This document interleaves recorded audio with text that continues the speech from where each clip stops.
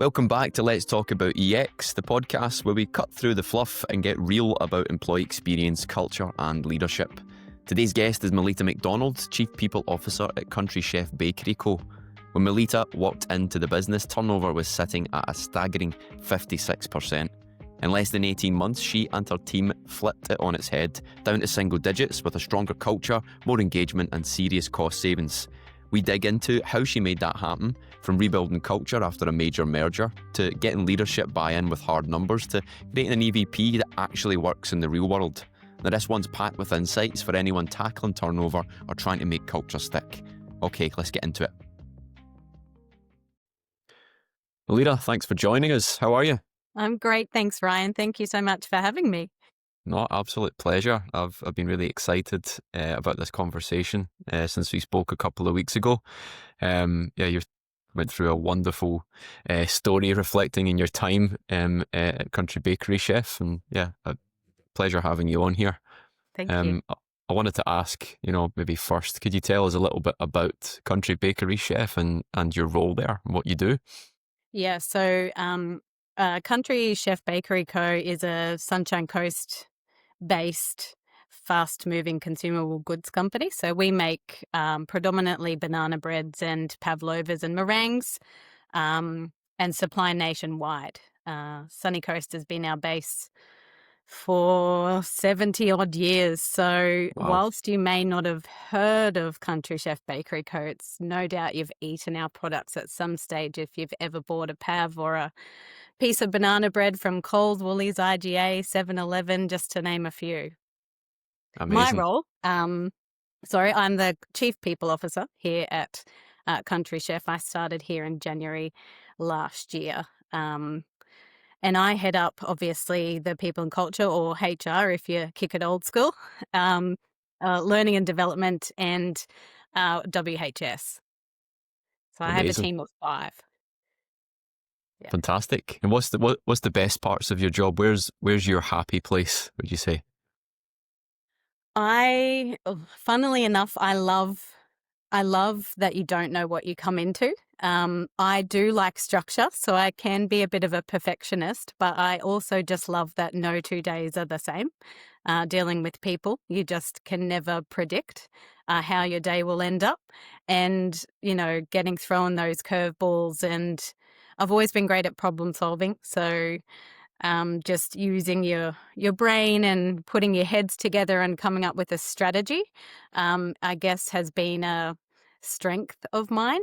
And moving into the C-suite or the ELT position is more around strategy, and that's where I've really found my niche, or what I love is getting involved in lots of different projects and having a say and figuring out how we can do things better, and having that forward vision, and leading my team and imparting that knowledge on them, and building them up as well. So I love the strategy. I love that no 2 days are the same.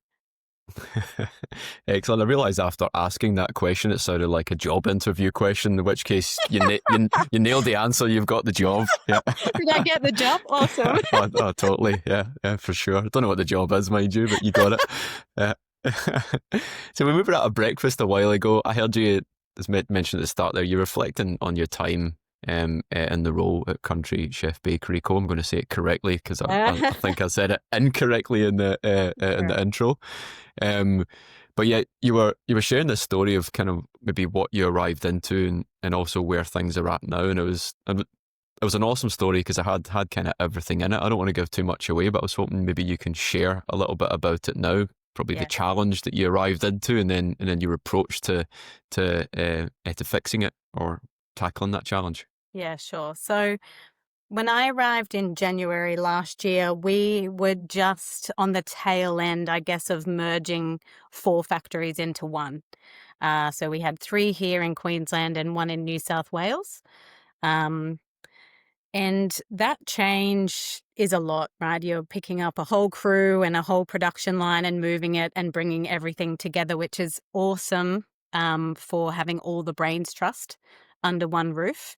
But that cultural settlement period to get, we didn't stop running either. So we were still producing during that time. So it was literally pick it up, dump it, keep going.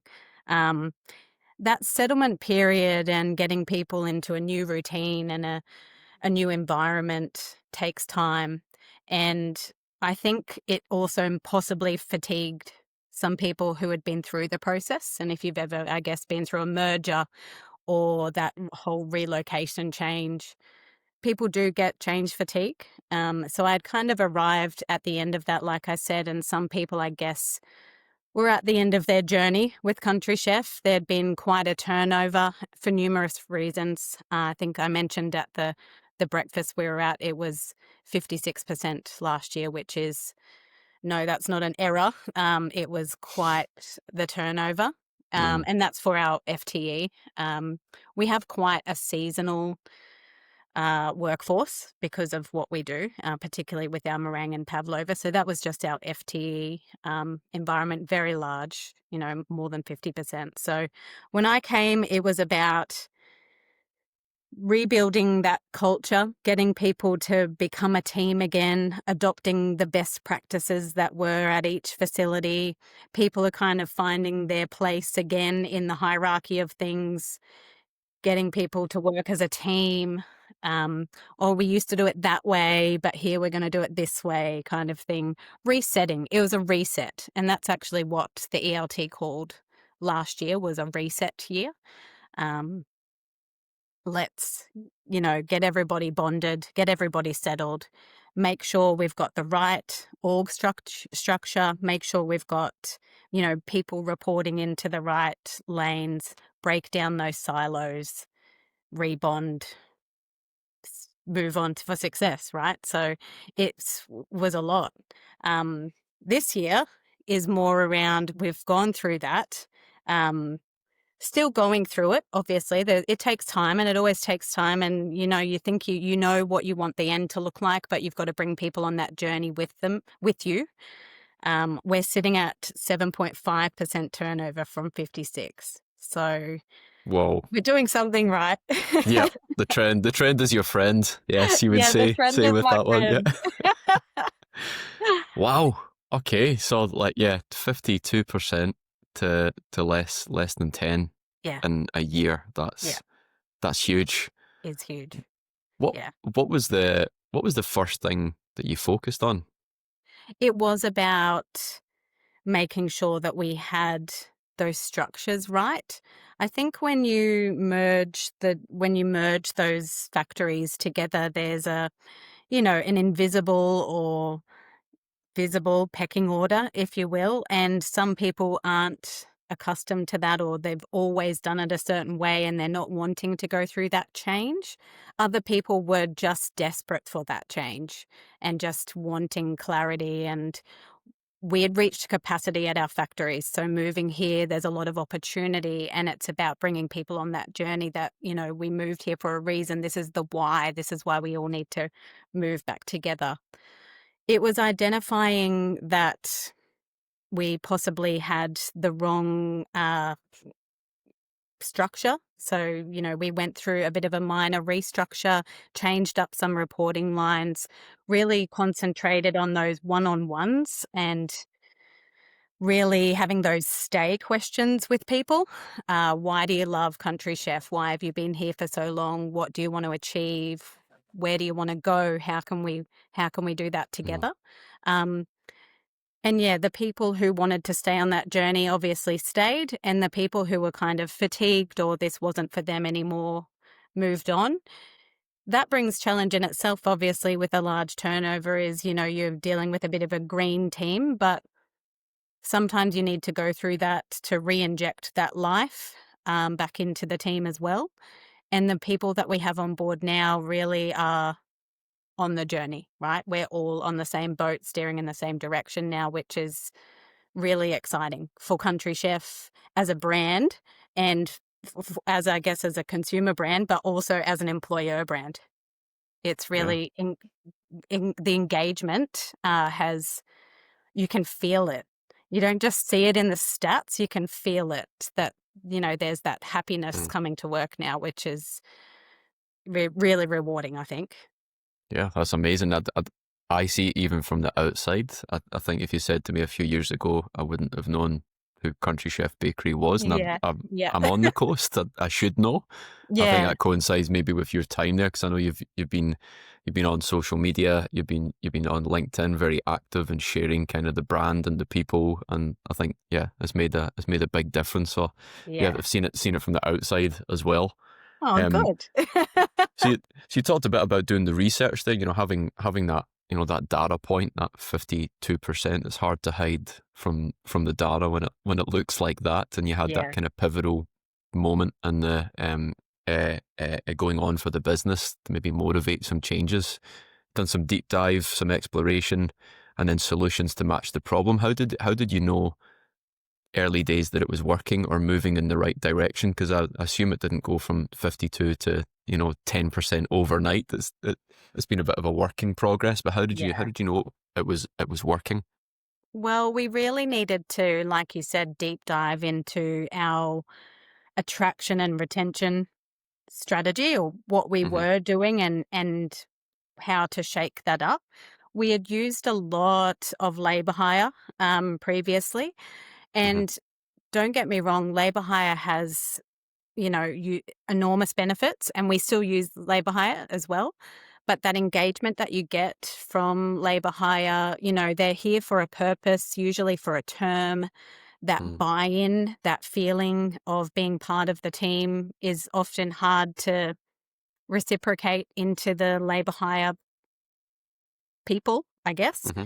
So we really focused on developing our EVP. I know it's a hot topic, but it's, as you know, Ryan, it's fundamental to get that right.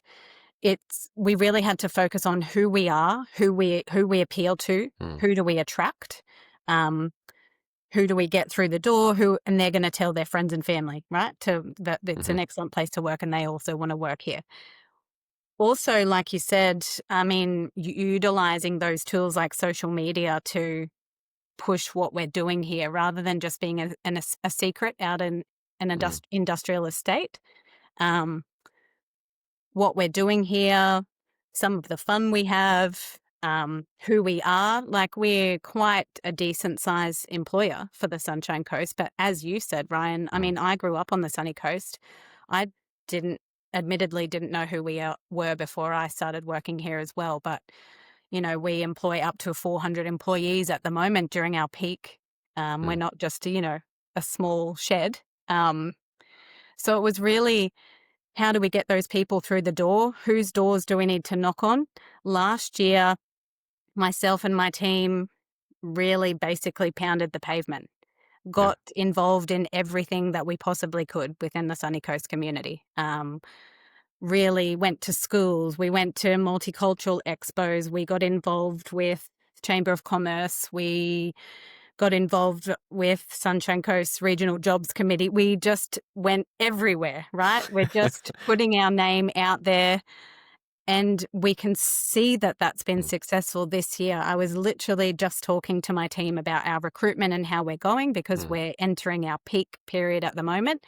And we have not had to physically advertise for production roles for, I think, 2 months, they said. Word Yeah. of Wow. mouth has been getting those people through Mm. the door, and also people returning for this season. So that's something that we probably weren't that successful at with the labour hire component. Mm. Component was people returning for the season in our first 3 stages of ramp up this year. So that's about 60. It's about 60 odd people in our first 3 stages. 50% of those were returning from 2024, which I think speaks volumes in itself. Definitely. And I think when you get a big turnover problem, it's very easy to focus on the practical parts or the foundational things. It looks like you've also looked to make a bit of a culture play at Yeah. this.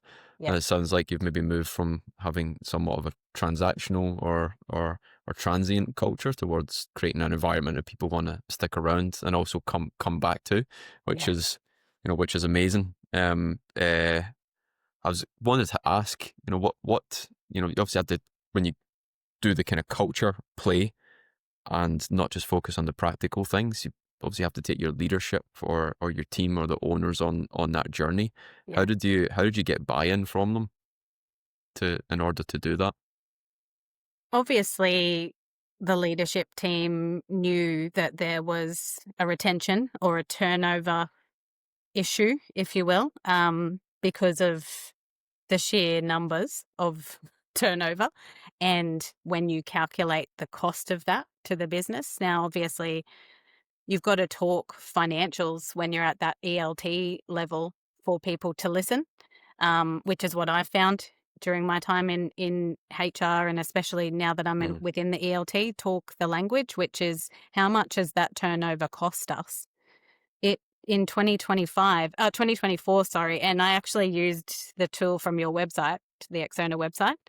I just calculated this. Yeah, I just calculated this for our board pack for July. It cost us over $1 million for that 56% turnover, over $1 million. This year so far, we're just over 200,000, which is a huge saving, So that speaks to them. That speaks to the ELT, right? What we're doing is good. We've still got room to improve. Let's get that even lower. What else can we be doing? And it is some simple things, right? Like having the monthly barbecues, having the check-ins, making sure we're doing one-on-ones. Listening is a big one. We have about 70% or 80% of our employees are on the production line. So they're not in front of a computer all day. Asking them to complete an online quiz or an employee engagement survey, buy-in can be difficult. So actually getting out and talking to them, putting the suggestion box out there, letting them have a voice, having those toolbox talks, then also promoting within. That's been a big one as well. We kind of had a culture of whenever we had an opportunity, we just went straight to market, showing people that there are opportunities or avenues for them to have internal mobility and move within rather than just always being on production line. That gets people engaged. They can see that there's a future. And I know that sounds really basic, but it's often something that I haven't just seen here, but in other places that you overlook. You overlook the potential of your current employees because you don't ask the question. Yeah.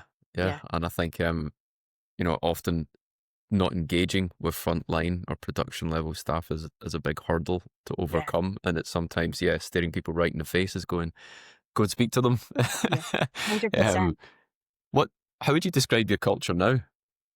I know I know I'm the CPO here, so I'm kind of biased, but it is definitely flipped. You walk in and you can feel that it's a different environment. People feel like they have a voice. People feel like they can have opportunities to have input. It feels like a good place to work, right? I go out. I was just out in production yesterday, just having a chat to some of our people out on our lines, and they're happy. They're smiling. They're loving the shout outs that we're doing and the recognition that we're getting, which we've really focused on those basic things like just saying thank you or sharing information about how the company's going, right? So often because I'm in an office and I'm part of the ELT, I know exactly where we're going and I can see our future. But if we're not communicating that down the line, well, not down the line, but out to our people, they have no idea. They're out in a warehouse packing product and not understanding what our vision is. So there's a lot of excitement. Like I said, we moved here because we'd reached capacity at our other factories. They can see that we've got new ideas coming through and new lines coming through, and there's changes happening, and it's exciting.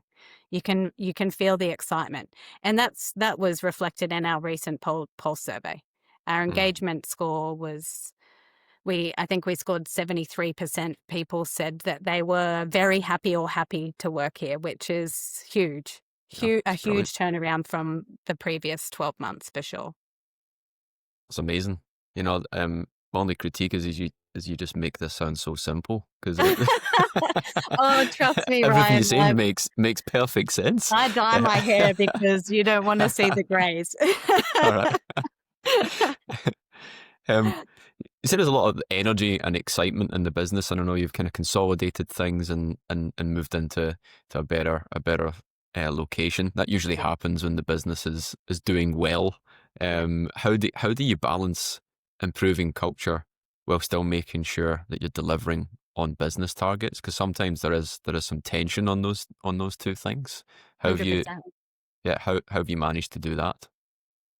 Like I said, I think an old mentor once said to me, again, quite simple, but I always resonate on it. If you've got happy employees, it'll Mm, reflect in your bottom line, right? So if people want to be here and they want to see us succeed and they feel like they're part of mm, that success, they will come on that journey with us, right? I mean, again, I'm biased because I'm people, but if you've got happy people, you have a happy place to work, it reflects, it reflects down the line. I'm not saying that we're here all day having a party and lots of, talking and no work gets done, but it's a safe, comfortable mm, environment where you can come see your friends, every day, have a chat, get your work done. But like I said, we then share stats on how well we're doing, and that gives them the inspiration to keep wanting to do that. Um, and then seeing our mm, products, what we're doing with our products and seeing them in stores, it gives you that sense of achievement that you were part of that.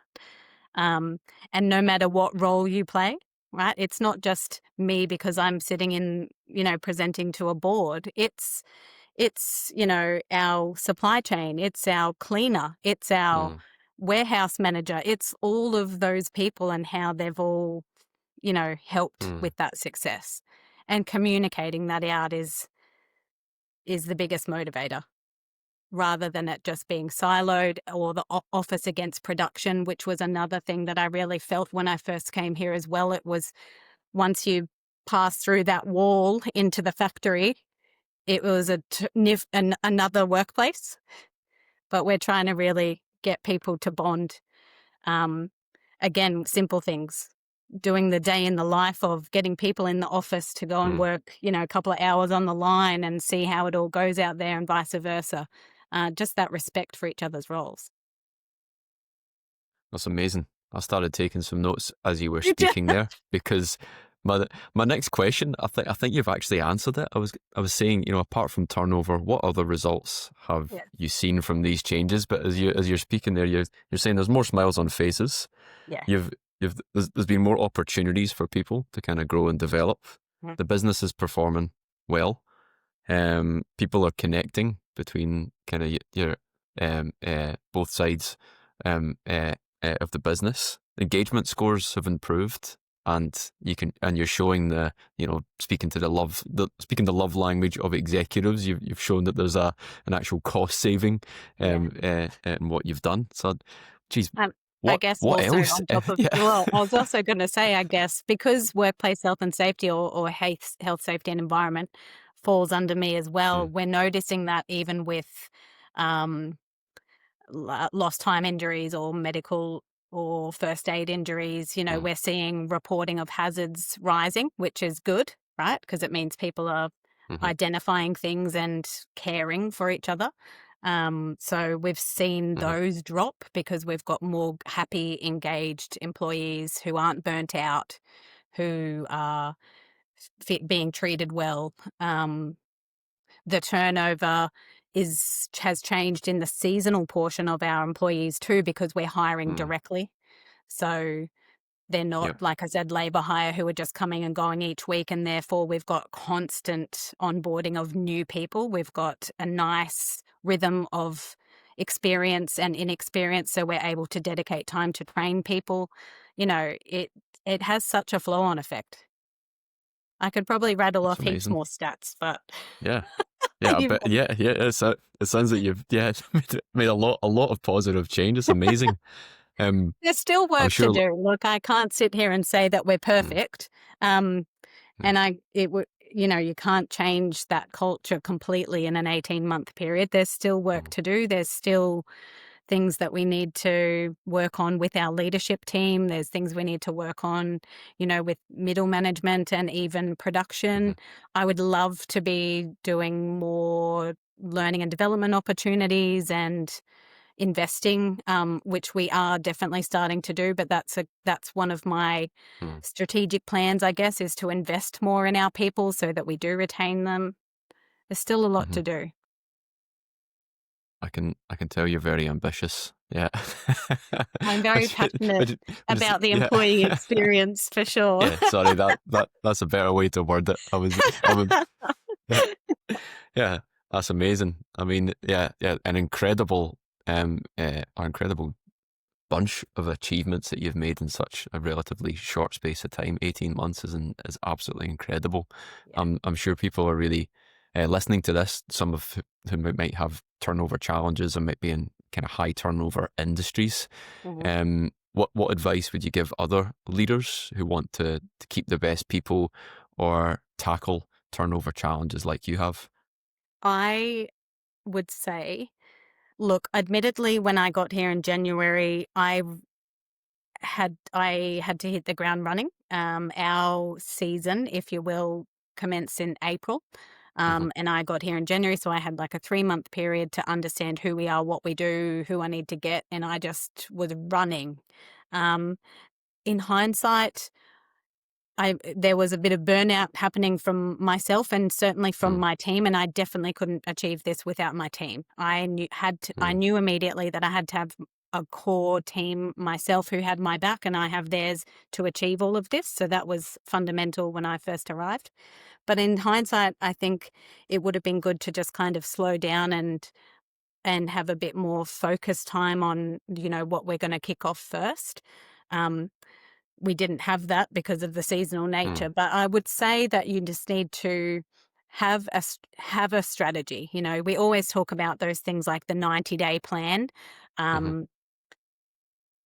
Come in and don't try and change the wheel immediately. Observe, see why, understand the why of why we're doing things currently. Talk to people of all levels, because you will get your biggest insights from people who have been here for a long time and seen all of the seasons, I guess, that we've been through. And listening to their ideas on how we could reshape ourselves has definitely played into my own team strategic plan. I've used some of those insights. I'd also admit that I don't have all the answers. So tap into your experts, tap into your network. I couldn't have achieved those results last year if I hadn't have tapped into our local community. And, the Manufacturing Excellence Forum, Food and Agribusiness Network, those industry bodies as well. I couldn't have done it without them. So don't be shy in asking for help. And that's actually a beautiful thing I think about the Sunshine Coast community is everyone wants you to succeed. Yeah. Everyone wants you to get there, and they want to hold your hand. And honestly, if I had have just come in and shut the doors and said, I need to do this all by myself, I would have no hair left. Well, I guess is incredible advice. Not only for those who want to keep their hair, but for people want to make a big difference. I should have sought your advice much sooner than now for myself. But I think, what we see 9 times out of 10 is when a senior HR person is employed, what they usually are in a business where there's a long laundry list of fires to put out, or they've been hired in at a time where it's really busy. So the temptation is to do all of the time. And of course, your advice there is amazing. Carve out time, observe, tap into experts, create a strategy. All of those things are really thoughtful steps and be able to avoid the constant firefighting and get into, the work that really makes a big strategic difference. Final question, and very important. I've left the most important one to last. What's your favourite product from that Country Chef produces?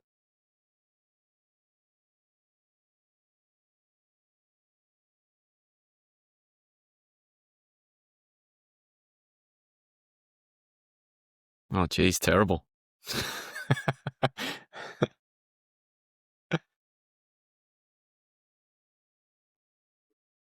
Yeah.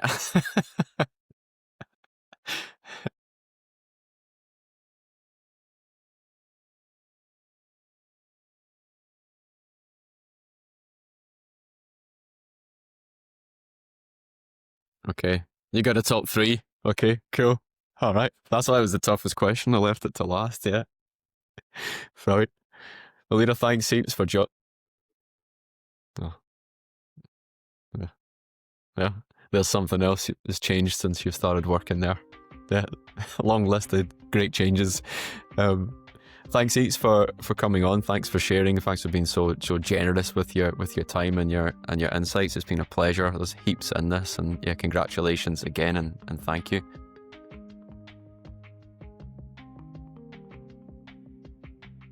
Cool. Stop the record. That's it for today's episode of Let's Talk About EX. Huge thank you to Melitta McDonald for sharing such a powerful story. Proof that even in high turnover industries, culture change is possible when you have strategy, focus, and leadership buy-in. Now, if you want to calculate what turnover is really costing your business, then check out our free turnover cost calculator on the Xona website. And if you enjoyed this conversation, hit follow, share it with a colleague, and connect with Xona on LinkedIn for more practical ways to drive culture, engagement, and retention. Thanks for listening. Catch you on the next episode.